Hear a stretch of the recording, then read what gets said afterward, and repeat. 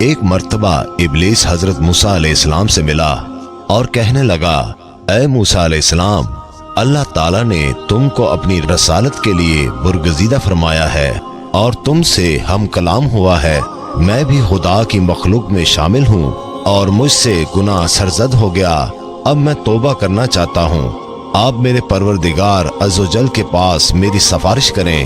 حضرت موسیٰ علیہ السلام نے پوچھا، کیا کام ہے؟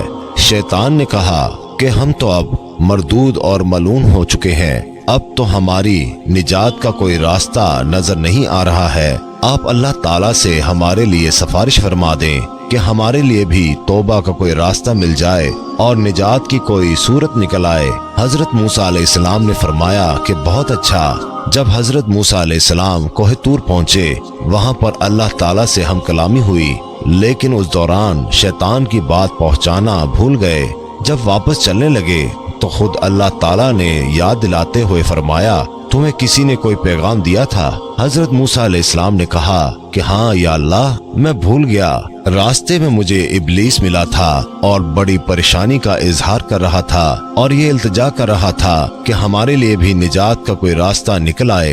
اے اللہ، آپ تو رحیم و کریم ہیں، ہر ایک کو معاف فرما دیتے ہیں۔ وہ توبہ کر رہا ہے تو اس کو بھی معاف فرما دیں۔ اللہ تعالیٰ نے فرمایا کہ ہم نے کب کہا کہ توبہ کا دروازہ بند ہے؟ ہم تو معاف کرنے کو تیار ہیں۔ اس کو کہہ دو کہ تیری توبہ قبول ہو جائے گی۔ اس کا طریقہ یہ ہے کہ اس وقت ہم نے تجھ سے کہا تھا کہ آدم کو سجدہ کر لے، اس وقت تو نے ہماری بات نہیں مانی۔ اب بھی معاملہ بہت آسان ہے کہ اس کی قبر پر جا کر سجدہ کر لے، ہم تمہیں معاف کر دیں گے۔ حضرت موسیٰ علیہ السلام نے فرمایا، یہ معاملہ تو بہت آسان ہو گیا۔ چنانچہ یہ پیغام لے کر واپس تشریف لائے۔ راستے میں پھر شیطان سے ملاقات ہوئی، پوچھا کہ میری معافی کا کیا ہوا؟ حضرت موسیٰ علیہ السلام نے اس سے فرمایا کہ تیرے معاملے کا اللہ تعالیٰ نے بڑا آسان راستہ بتا دیا ہے۔ اس وقت تجھ سے یہ غلطی ہوئی تھی کہ تو نے آدم کو سجدہ نہیں کیا تھا۔ اللہ تعالیٰ نے فرمایا کہ اب تو آدم کی قبر کو سجدہ کر لے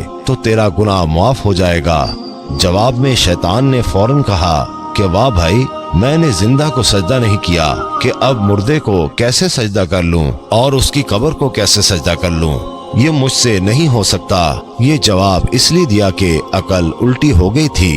بہرحال گناہ کی خاصیت یہ ہے کہ وہ عقل کو اندھا کر دیتا ہے اور پھر صحیح بات بھی سمجھ میں نہیں آتی۔ پھر شیطان نے کہا کہ آپ نے جو اپنے پروردگار کے پاس میری سفارش کی ہے، اس لیے آپ کا مجھ پر ایک حق ہے، اور کہا مجھ کو 3 حالتوں میں یاد کیا کرو، ایسا نہ ہو کہ تم کو ان تینوں میں ہلاک کر دوں۔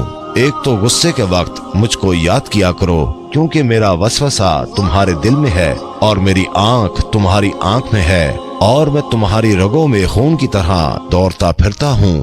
دوسرا، جہاد کی حالت میں میرا خیال کیا کرو، کیونکہ میں اس وقت جاتا ہوں جب وہ کفار سے مقابلہ کرتا ہے اور اس کے بال بچے بیوی یاد دلاتا ہوں، یہاں تک کہ جہاد سے بھاگتا ہے۔ تیسرا، غیر محرم عورت کے ساتھ تنہائی میں نہ بیٹھنا، کیونکہ جب کوئی شخص غیر محرم کے ساتھ خلوت میں ہوتا ہے تو اس کے ساتھ میں بذات خود ہوتا ہوں، میرے ساتھی نہیں ہوتے، اس کو فتنے میں ڈال دیتا ہوں۔